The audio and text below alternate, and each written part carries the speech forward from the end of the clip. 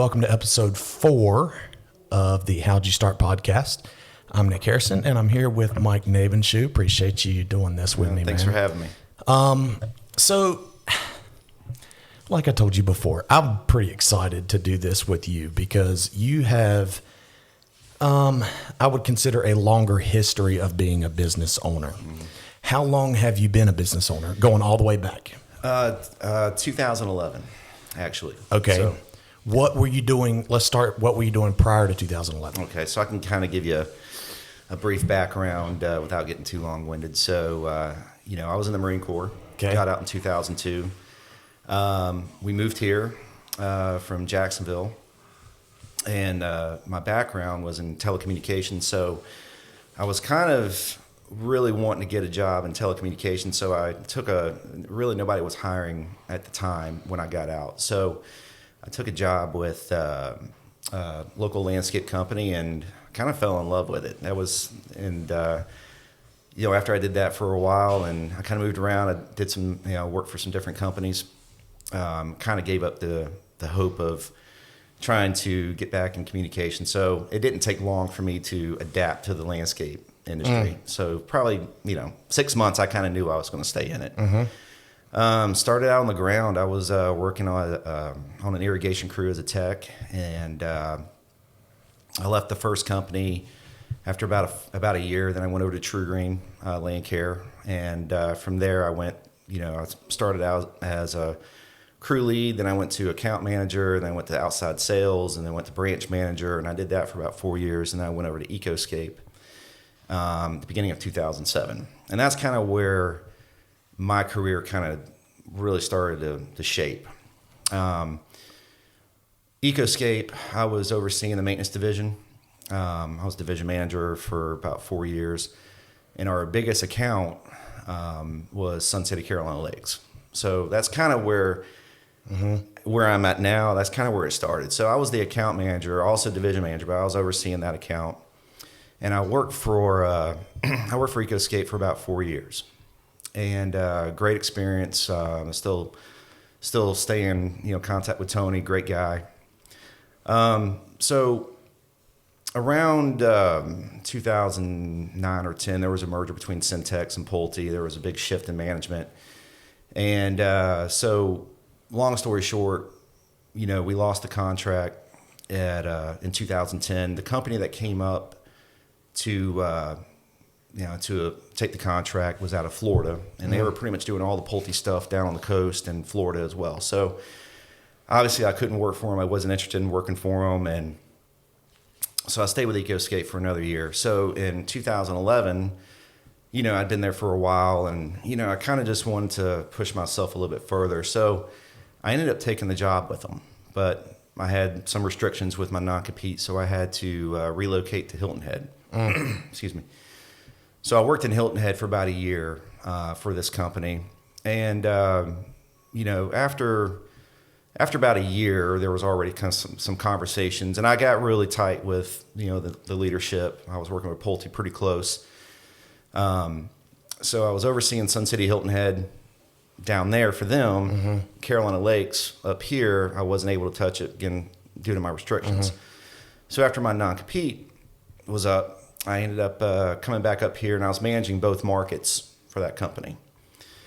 And so middle of 2011, I got a call from the ownership of this company, and they were interested in just getting out of the Carolinas, focusing more on Florida, so they were interested in selling it.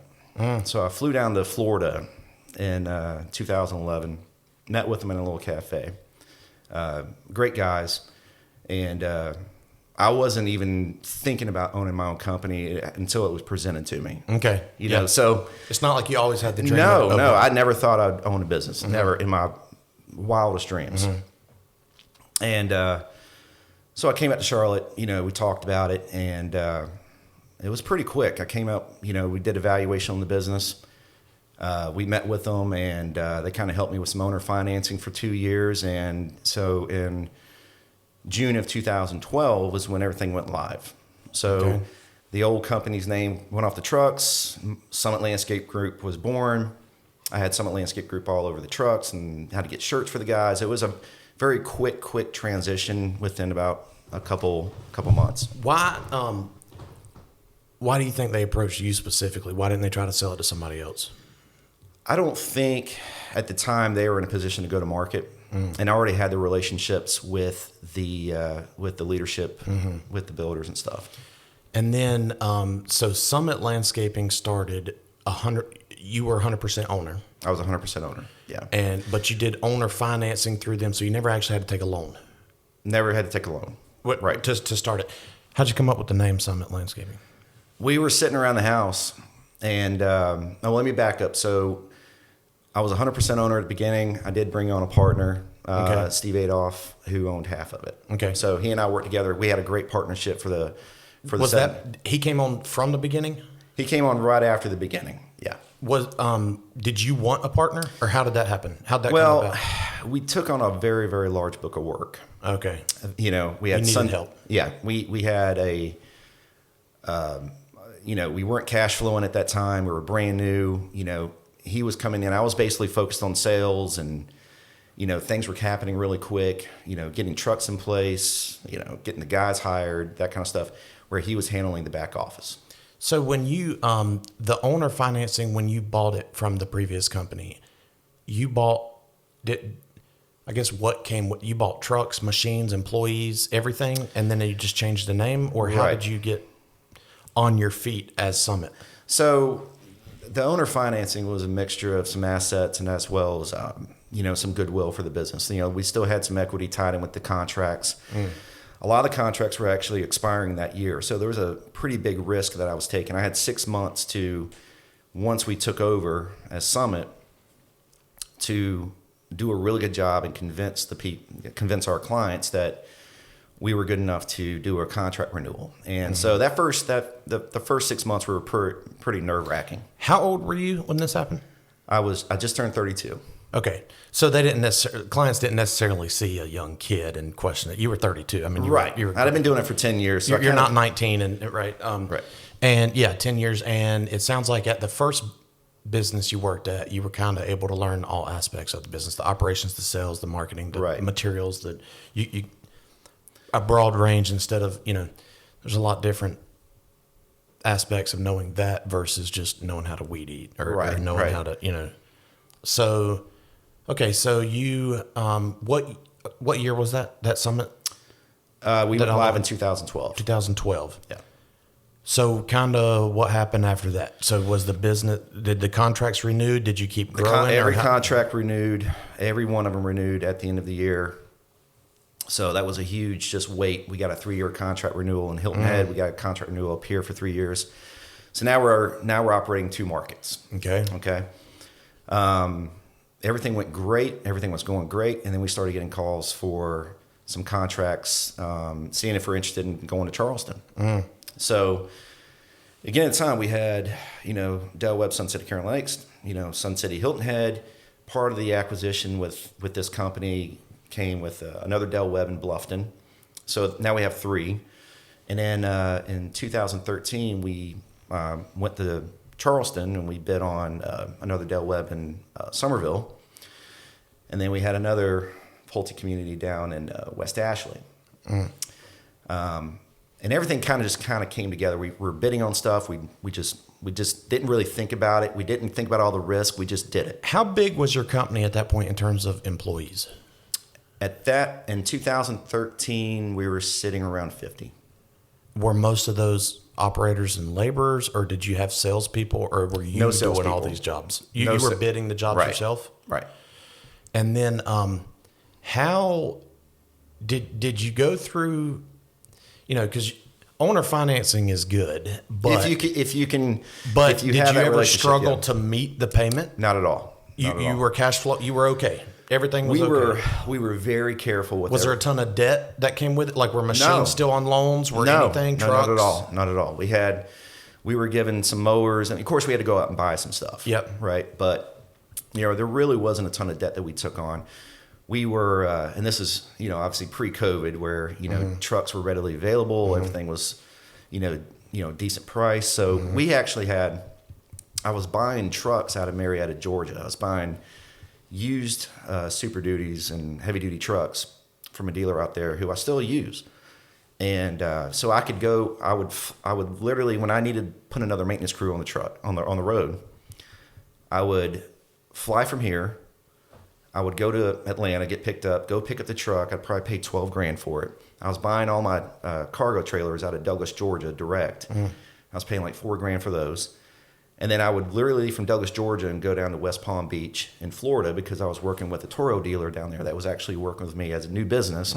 It's very hard to get credit, so they are actually helping me get the equipment I need. So speaking of that, buying new equipment and making the payments and all that, was it 100% cash flow revenue, or did you have money saved up? 100% cash flow.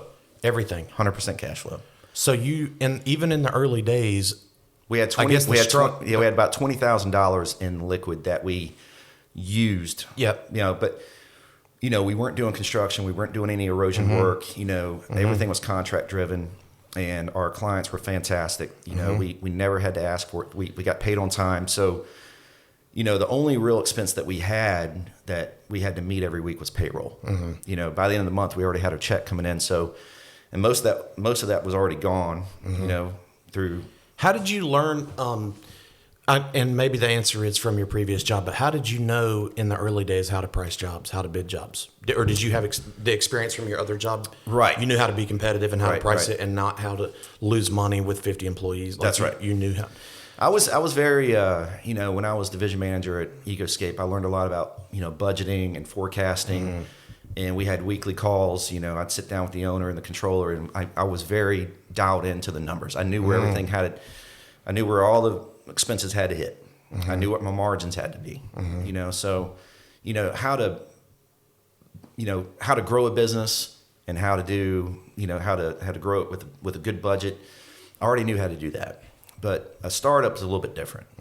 Startup, because you don't have working capital. So it all comes down to, making sure you've got really good terms with your customers, make sure you get paid on time, making sure you're underselling work, and the margins are right. So a lot of things have to come into sequence for it all to work. So 2013, kind of go on from there. Okay. So what's the storyline after that? So we ended up, we started a branch in Charleston in January of 2014. We were in Somerville. At that time, we were managing the Del Webb in Somerville. We had a handful of other properties. And, we were working with management companies as well as the builders. So we were already getting some more stuff from that, new communities being transitioned over. So, our portfolio continued to grow. So at that time, for the next couple of years, we were just operating in Charleston, Hilton Head, and, Charlotte. And then a great friend, he moved out to Nashville. He was one of the builders that went out to Nashville. He called us in 16 and was like, "Hey man, I really want you to come out to Nashville." I'm like, "I'm just not in a position to do that. It just doesn't make sense. I gotta get a shop. I don't know anything about Nashville. I don't know the geography. I don't know is business good or not. So I kind of just I stayed away from that for a little bit. And so in 2017, I got another guy. He's like, "Look, I really need you up here." So there was a new Del Webb that was coming out of the ground in Spring Hill, which is south of Nashville. So I went out there and I said, the only way it's going to work if I find a manager, if I can get the lot, if I can get everything kind of put in play, it can make sense. Well, all that happened. We found a really great guy out in Nashville, ton of experience. We brought him on. We got the yard. We got our equipment out there. And, the rest was history. So in 2018, we're running 4 markets. And at this point, we were a little over 200 employees. We had over 100 trucks on the road. We had just a big footprint. And it was mostly maintenance. We were 80% maintenance with all recurring, and then 20% non-recurring, which made up construction and erosion. Doing the Del Webb communities, was it contracts with HOAs or individual homeowners or? All HOAs, yeah. Okay. We did some residential at the very beginning just for some cash flow purposes, but we realized that wasn't the model for us. And it's just, there's companies out there that really do well at it. We just, that wasn't our market. So, all right. So, yeah, 200 employees, 100 trucks on the road. That was in 2018. Mm-hmm. I'm assuming continued through 19. Mm-hmm. What happened during COVID? Anything crazy? Nothing with COVID. We actually sold the business in January of 2020. Okay. So, and there was a lot of reasons behind that, right? We were... And at this point, you still had a partner? Well, after we sold, no longer. Right. Yeah, but up until to that point, yes. Yeah. Absolutely. Okay. So, and he did a great job. I was on the road most of the time, as I mentioned, going down to Georgia, mm-hmm. picking up a truck, picking up a trailer, going to West Palm. We just did this. And I mean, at the very beginning, man, we didn't even have money. So I would literally sleep in the truck until the dealership opened up the next morning, pick up the mowers, drive from West Palm to Hilton Head, drop some mowers off, come back to Charlotte, drop the rest of the mowers off. And I did that circuit for a good 12 months. How is it having a business partner? Because some people, I've heard this quote before, that there's two types of ships you don't want to be on, a sinking ship and a partnership. Some people do not think that partnership is good to. So was it a true 50-50? Was it 51-49? And how was it dealing with a partner? Steve and I knew each other for a couple of years prior to starting Summit. He owned a couple of businesses in South Florida, very successful. He's a great friend. Even till today, I mean, we're really good friends. He did very well in the office. He did great. I never had to worry about, chasing the money or anything like that. He had a very good hand on, what was happening in the office, where that gave me the flexibility to go out there and network, meet with clients, do events, sell contracts, do renewals, that kind of stuff. What, I guess from 2013 to when you sold in 2020, did you have to, your bread and butter was with Del Webb? It was. And the contacts you had there were the reason why you were getting other Del Webb jobs. Correct.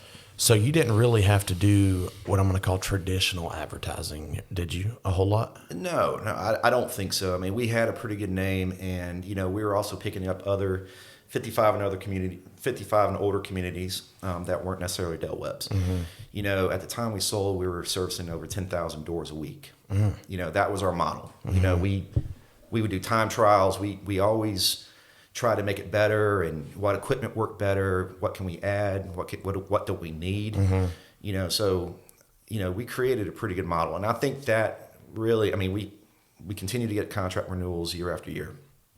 So, but again, it's a pretty small network, and we've always stuck to land development and HOAs. We never really got on the vertical side, with home construction, even though we did some down in Hilton Head, but that really wasn't our big push. How did you, with that many people and that many trucks and that many machines and all this stuff, there had to be some bad stuff too. Was machines ever breaking all the time? Trucks breaking down? Employees doing crazy stuff? Yeah. So at this point, it sounds like, and you tell me, but it sounds like you didn't have like a major hierarchy of managers helping you. You might have had foremen and stuff on the crew, but you didn't have like 6 levels of mid-level management. It was just, so if a problem happened, they called you. If a machine broke, if a homeowner got mad, if they damaged something, how? At the beginning, right? So I mean, as we're growing, we're just clipping these big milestones every year. I mean, we're doubling in size in some years. I mean, we were just going. So we couldn't hire enough people, hire enough managers. So I'm very, very blessed and very fortunate to have the guys that are with me now. Were also with me at Summit. Okay. Douglas Bryan, Lee, Jeff Nelms, one of the best horticulture guys here. So, did they come from? Did you hire them at Summit, or did they come from when you bought from Summit? Yeah, they're my old Summit guys. Okay, no, but did they come from when you bought and started Summit? Did they come from that old company? No, they did not. You hired them at Summit, right? Okay, right. And so they were able to help manage, because that's a lot. I mean, 200 employees and 100 trucks on the road is a lot for one person to manage. Yeah. And you're trying to run and get new machines and do all the stuff. Yeah. When you were going through and buying new, over the years, a mower times out or whatever, was there ever loans, or it was all cash flowed? It was all, you buy machines cash? No, we took loans. We had okay. debt on the business, but Okay. we were very smart. You know, we always stuck with a certain brand because we had 0% financing. Okay. You know, Yeah. we were very, you know, we had on our trucks, you know, we had Rams and Fords. You know, we kind of bounced between, and at any one time, if I got over leveraged, I would just kind of switch the brands up. I'd switch over to Chrysler. I'd switch over to Ford Credit, you know, and I kind of bounced around a little bit. So we had a mixture of trucks. So, but, you know, we were in business for, you know, 7.5 years before we sold. You know, that from beginning to end, you know, that there was, it took a lot of money. It took a lot of money, but we were cash flowing all of it. Yeah. We were very profitable. Did you have physical locations in each market? Yes. You did. You had a shop or somewhere that at night the crew would drop off. That's right. Okay. That's right. And yeah, because you can't send it home with them to their apartment. No, right? no. You can't. Okay, so what? How did you find labor during that time?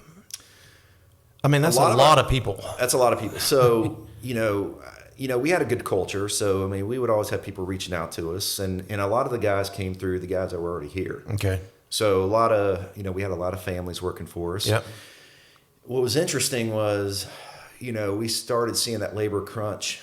We did have a labor crunch in 18 and 19. And we started getting a little creative. We started looking at some options that, you know, H-2B.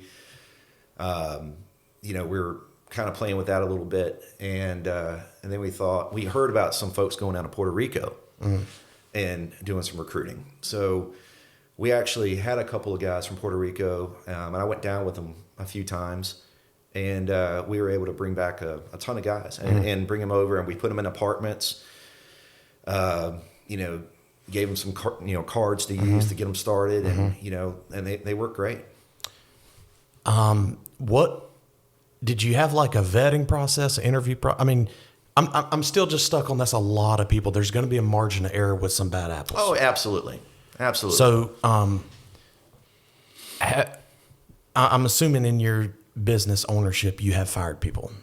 A ton of a ton, and that's normal. Was the first business. one scary? How was the first time firing somebody? Oh man, I don't even know when that was. It was. You don't really think, you know, if they're not performing, if they're not meeting, you know, your expectation, and you know, and a lot of times it was something stupid. Okay. You know, really something stupid. Something where maybe they wouldn't be surprised that they got fired.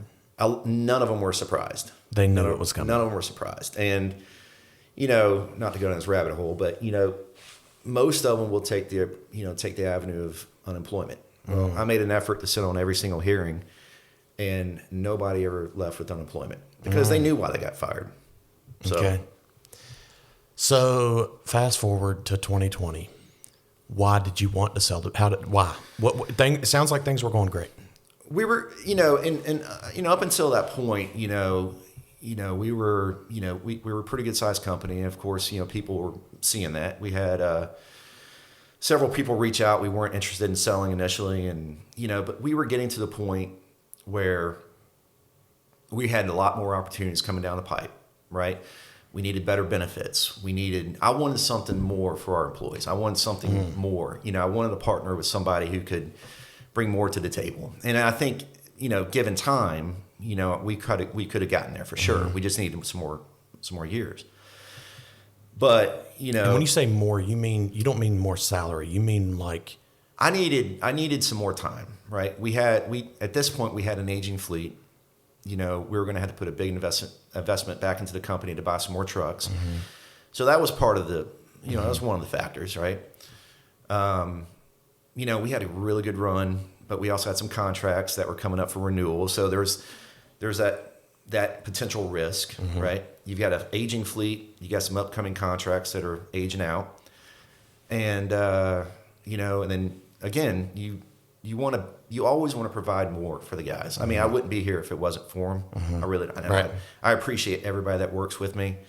And I say works with me, they don't work for me. Yep. I mean, I'm on the ground. I'm in the field most days. I don't ever get to do this. This is kind of cool. Right.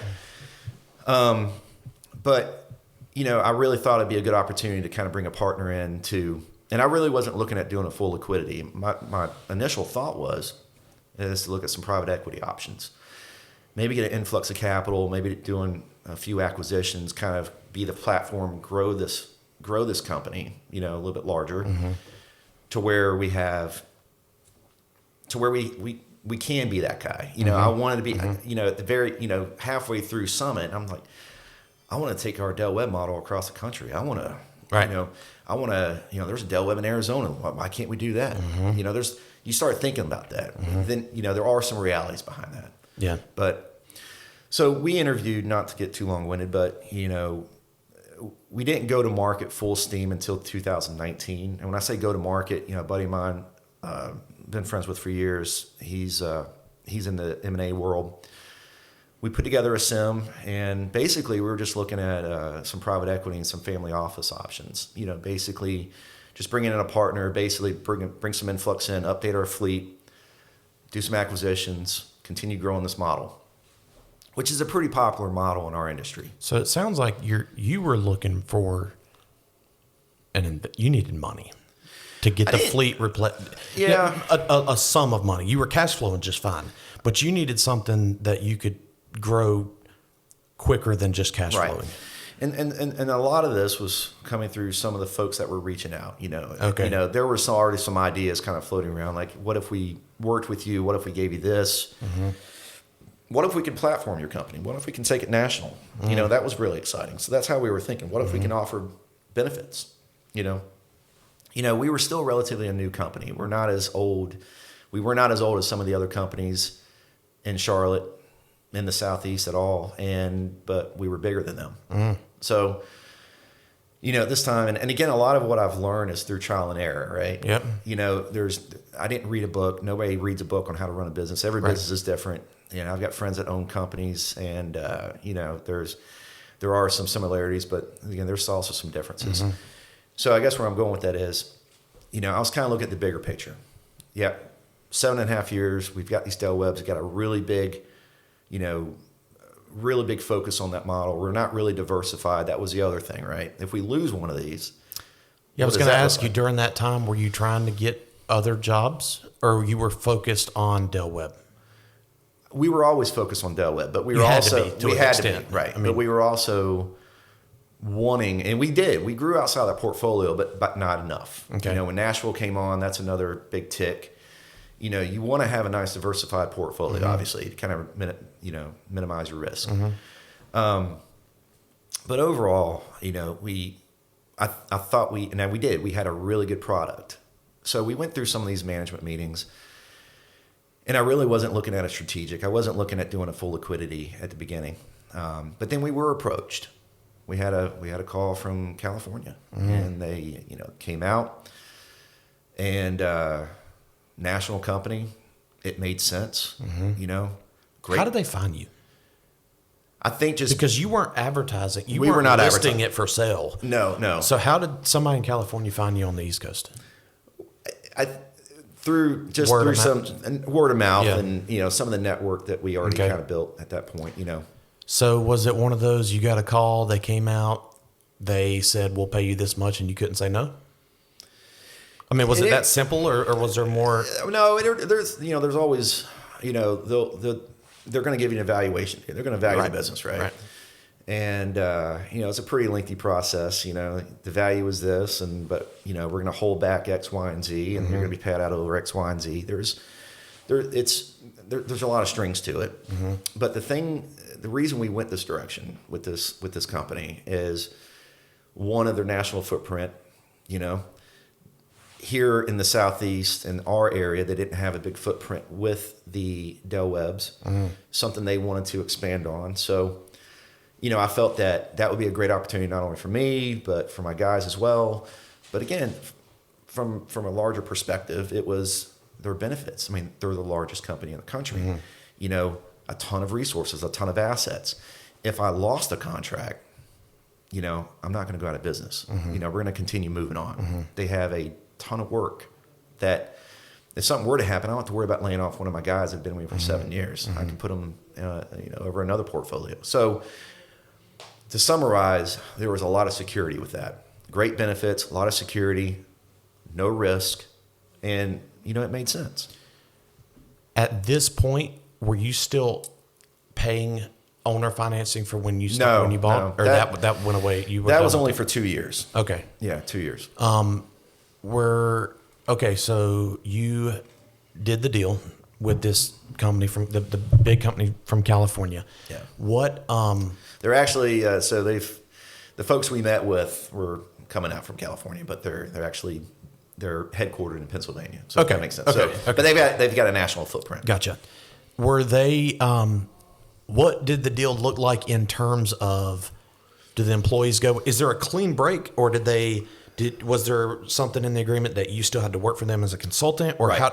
did they, because they obviously just didn't immediately know your full business and how to run it? Yeah. So, with what I've, my experience going through that, every deal structure required you to kind of operate, as Summit, at least for 12 months before we transition. And that's really kind of just to, they don't want to raise any flags with clients, because there's always there's some uneasiness with that, that. So, you don't want to, you have to announce it. You have to let your clients know, but you also got to, just so it's a very soft opening.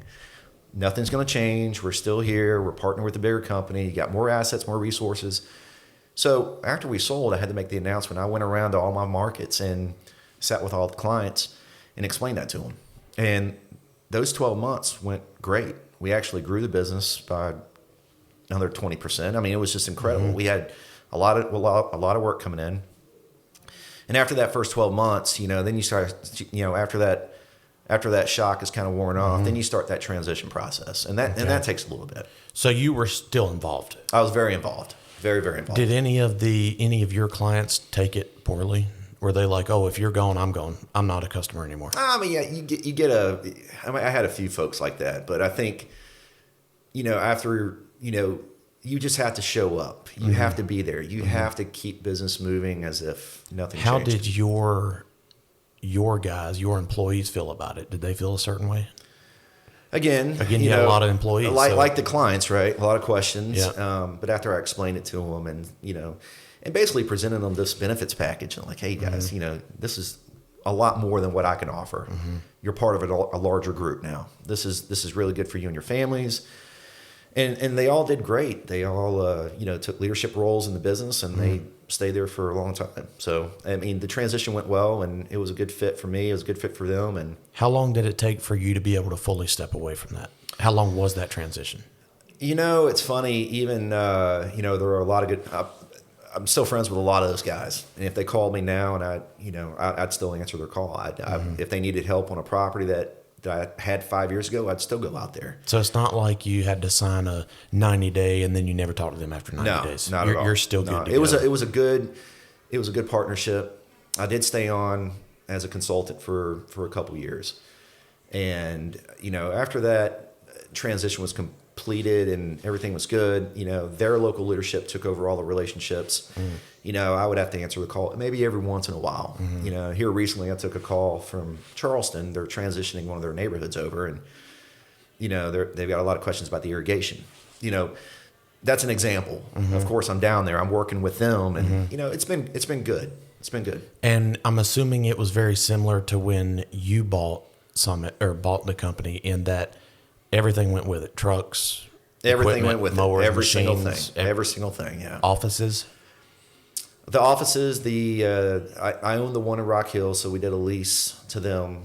They signed a lease for a couple years, which was great because I needed, I needed keep that going.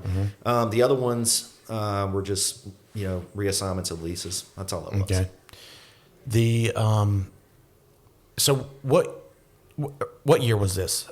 So I know 2020, but after the couple years of transitions and stuff around. Let's talk about 2020 to now. Okay. So, obviously I have an agreement with them. I had an agreement, for 5 years, and I honored that, but it was an agreement meaning non-compete. I had a non-compete, that kind right. of, right. Very restricted, very restricted. Which is, I would say probably pretty standard. Very standard. Because that's ridiculous for you to get paid a presumably large sum of money for them to buy you out, and then you go out here and just build another business. I would never sell a business and let them go start another one. That's foolish, right. And we were the relationships, right? So obviously there's a lot of protection behind that. Yeah, you don't want to steal their clients right back from them. Right. Yeah, Right. I get it. So from then to now, working for somebody after being self-employed for 8 years, 7.5 years, was a little change. I got used to being self-employed. I like the freedoms. I love the startup aspect. It's the marketing piece. Starting a business, growing it from zero to The hustle. The hustle. I loved it. It's eat what you kill. I loved it. Absolutely, and I still do. I'm passionate about It's it. self-motivating. Very It much sounds so. like it. I mean, it sounds like, because yeah. it sounds like that's what lights your fire. It's like, 100%. This is by God business. Yeah. So, I own a holdings company that has some real estate in it. I've got Bridgewater, obviously.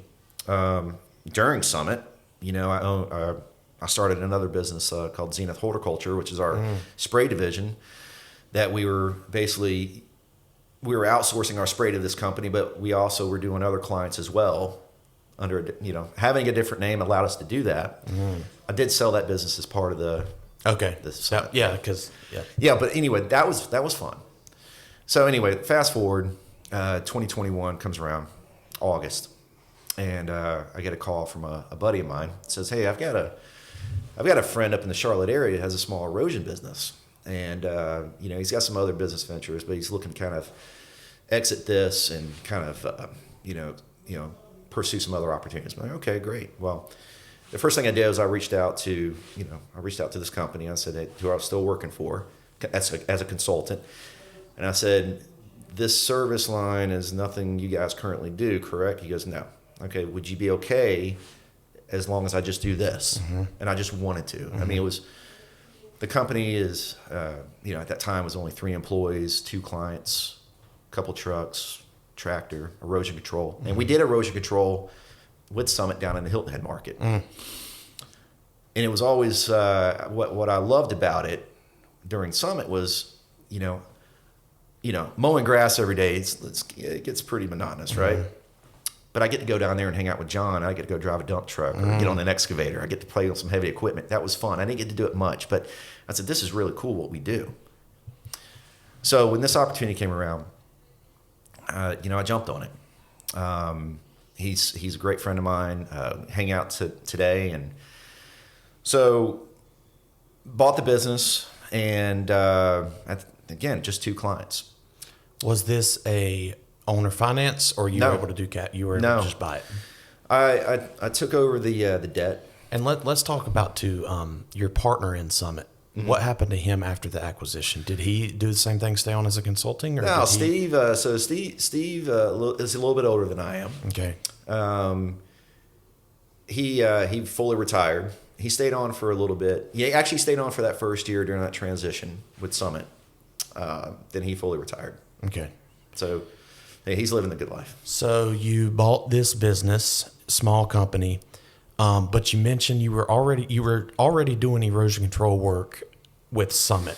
Right. How did you get around that? How did you get into that business, learn that business, know what to do? Right. Because not everybody, you do, but not everybody that mows grass and does maintenance knows what erosion control even means, right? Why it's important, how to do it. So how did you kind of start that division of Summit originally? We were down there doing the HOA maintenance. We were also, as I mentioned, some vertical construction. We were doing landscaping for the builder.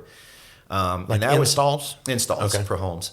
And this was just a tagline service. I mean, that was just an easy bolt-on. We were asked to do it. I'm like, okay. And I already had a guy there, so we just kind of absorbed it. Okay. And it was, I mean, he already had some experience in it, so I kind of learned a lot from him and that kind of thing. But when we sold the business, the next question is going to be like, how did I get into erosion when I had a non-compete, even though I did erosion at Summit?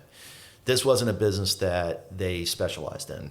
They're a maintenance company, a landscape company. Did they continue to do erosion? No. Okay. No. That was one of the businesses, and they were very honest. Like, look, it just doesn't make sense. It doesn't really fit in our portfolio. We'll probably dissolve it. It's not what we do. It's not what we do, and that's fine. That's completely fine. So I was very careful with that as well. That's why I did ask permission, and they said that's fine. So for the first month or so, just learning the business. Erosion control down there on the in the coastal market's very different up here. Sure. There's a lot to learn up here. I was meeting with clients, from the very get-go up here, walking, and they're talking about wattles and matting, and I had to Google wattles. I didn't even know what a wattle was, So Yeah. there were some things I had to learn. But I was very lucky to have 3 of the best guys, and they're still with me today, and they're phenomenal. So I had them. I learned a lot with them. I worked in the field every day, just learning the business. But then my career has always been around builders, land development, right? Land development teams. So I already had that network. So I started kind of reaching out to a few folks. I didn't want to take on too much, but I did reach out to a few folks and kind of gauge what their needs were. And so we just had a few opportunities. A few opportunities were coming through, and it wasn't really anything large at the beginning. They know me. They don't know Bridgewater. Yeah, they're not going to fully invest in me yet. Did Bridgewater, when you bought the company, was it already Bridgewater, or that was your name? It was called Bridgewater Services. Okay. When you bought it, it was Bridgewater Services. Right. Okay. Right. He dissolved the tax ID. I had to create my own, which made more sense. So I came up with Bridgewater Site Services, and we ran that name for a couple of years. So just working with land development teams. Just started getting a few jobs here and there. And Still erosion stuff? Still erosion stuff. Okay. Yeah, doing, repairing rills, riprap refreshes, pretty easy stuff. And still only a couple employees? Yeah. At this and time? we were growing At this time? one or two at a time, Yep. Yep. And I think at the end of 21, I think we had 5 or 6. Okay. 22 came around. We had a much bigger year, a few more clients come on. We work with several power companies and been very fortunate to kind of work with them. And we kind of travel a little bit everywhere for them, from North Florida to Wake Forest to Wilmington to Charleston, so they keep us pretty busy. So by the end of 22, we picked up a few new clients, grabbed a few more employees. In 2023, I'm doing this all by myself. I'm doing the billing.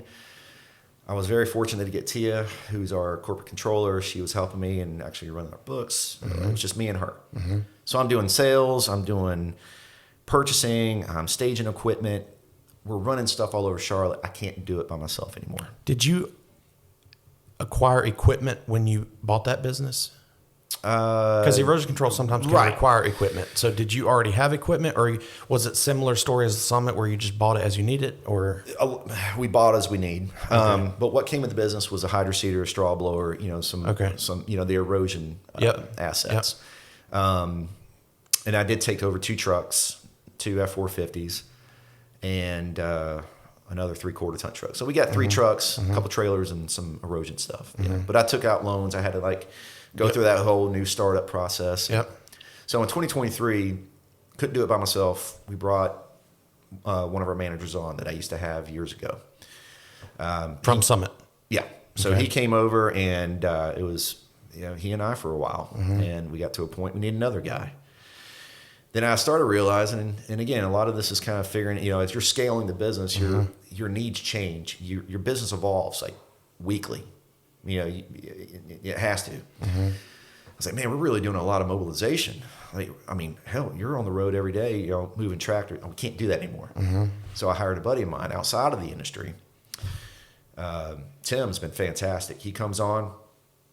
We put him in a 5500 and a flatbed, and now he's our full-time mobilization guy. He just stages equipment. He gets us set up for the job. My guys have 0 downtime. They direct report to the job, minimal time at the shop. It's just seamless.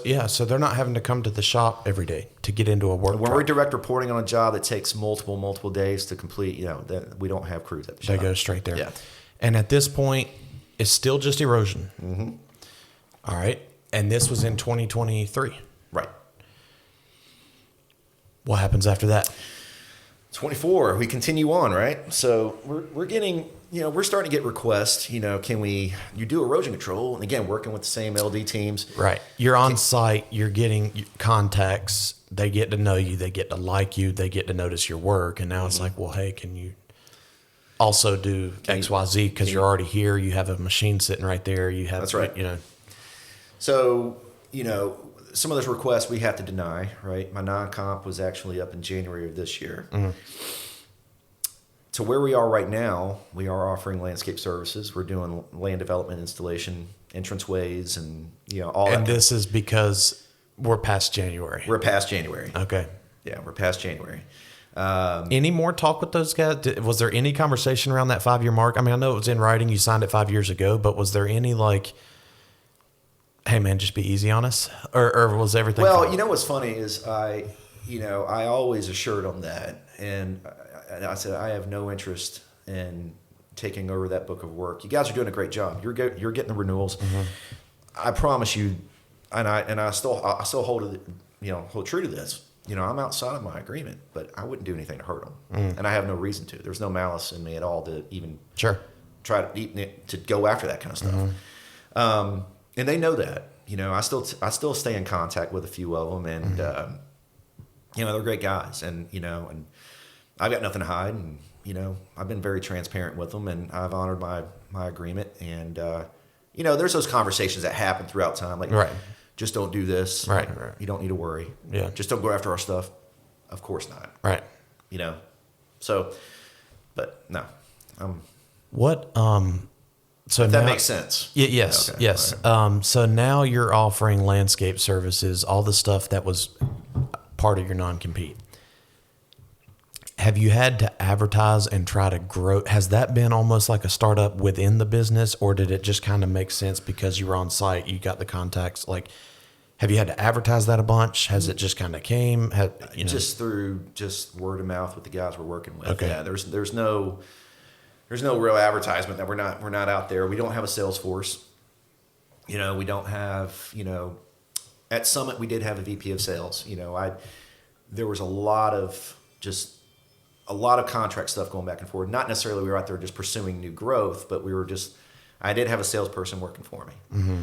And then we had another one working for us in Charleston, and she was great. She actually brought off a few accounts, but outside of those two, for the size we were, we didn't have I would say most of our growth was organic, 100%. I mean, I think through consistent quality and good communication, all these things, that does deliver organic growth. And I think the model that we have now is very similar to what we had at Summit. I'm not interested. We're probably not going to.